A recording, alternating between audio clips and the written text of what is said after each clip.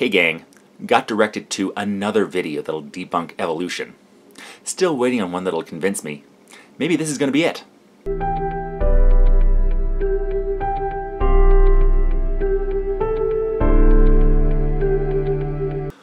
Okay, the old why are there still monkeys argument. Brave opening. Well, for starters, this is a fallacious argument. Humans and modern-day monkeys share a common ancestor, but really, that can be said for any two organisms on the planet. As far as we know, we all came from a single ancestor. Not every group is going to evolve and adapt in the same way. In the same way that branches of Dormilolocon leptori split to eventually become the different predatory mammals, the common ancestor of monkeys and humans split to become modern-day monkeys and ape families. As species diverge and separate, they will evolve in different ways. Usually different. I just did a whole thing on convergent evolution, where different species will look similar because of similar environmental pressures, but be genetically different. And yeah, it's cliché by now, but if we're made out of dust like your book claims, why is there still dust? Or, more importantly, if Nickelback is able to release albums, why hasn't the entire music industry crumbled? I love Nickelback. You get your dirty mitts off Chad Kroger.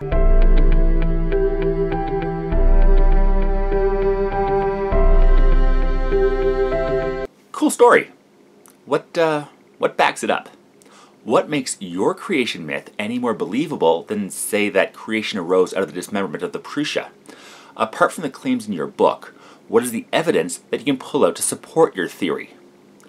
Also, I think you forgot to add some closing quotes, unless the Bible directly says we can't be the offspring of monkeys.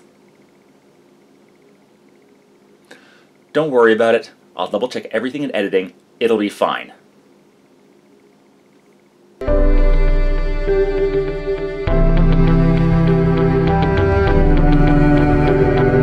Really? Am I being punked right now? Did I fall for some elaborate troll? It's probably Ashton Kolchak right now telling us we've been punked or whatever. The majority, no, the vast majority of scientists accept the theory of evolution, and the majority of those accept it without any kind of divine intervention. Yes, there are some scientists that dispute the theory of evolution, but they're a tiny minority, and you can hardly say there are a lot of them compared to the rest of the scientific community. And for those that actually study biology directly, it's damn near universal. Yes, you get some outliers like Michael Behe, whose work at attempting to debunk evolution is not peer-reviewed, and even he accepts the idea of mutations driving evolution, only with what he calls a great mutator motivating said mutations. There has been lots of evidence for evolution. One commonly cited is the fact that we need to get a new flu shot every year, because the virus mutates in ways that make last year's vaccine less effective. Biologists will use their knowledge of biotic evolution to determine what the most likely changes to the flu virus will be, the best ways to counter it, and devise the annual flu shots to react to that. And just to be pedantic, if there isn't evidence for one theory, that doesn't mean we slot in intelligent creator being, especially one we have no evidence for. If we don't know what caused something, we should admit we don't know, not turn to tenacious myths. Admitting we don't know what caused a phenomena is the first step of figuring it out.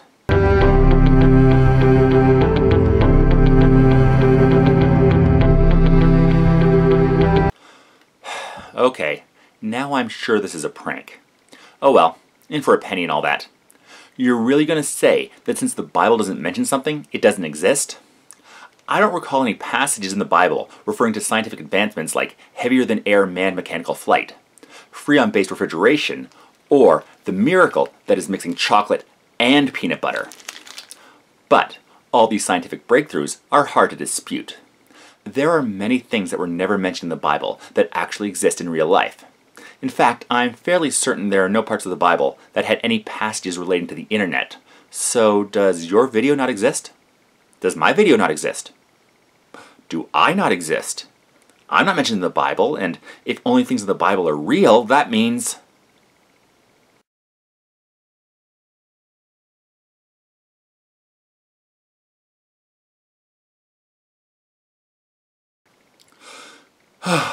Alright, saved by semantics.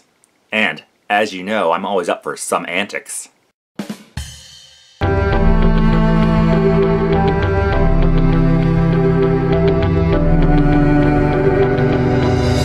Oh, this old one.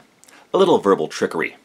They were apparently mixing up the difference between a colloquial definition of a theory, which is more along the lines of a guess or a hunch, and the definition of a scientific theory, which is a conjecture that is supported by evidence and can be tested.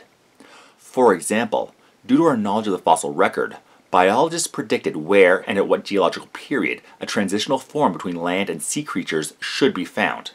In 2004, a team in the Canadian Arctic searched for, and found, Tiktaalik rosea in the expected rock layers, supporting their assumptions of the fish-to-land animal transition.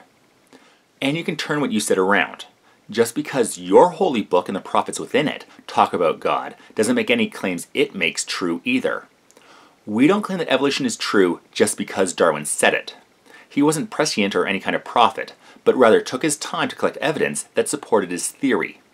He devoted a long period of his life to be sure about the conclusions he came to. He actually delayed publishing his book because he was steadfast in getting it as right as possible, knowing how many would challenge it, especially on religious grounds. And we still don't hold everything he said to be sacred. There is minutiae that he was wrong about, but his basic theory that organisms with mutations that allow a better chance to survive and breed will have a better chance to survive and breed, passing on those mutations, resulting in the diversity of life. Turn and face the strange.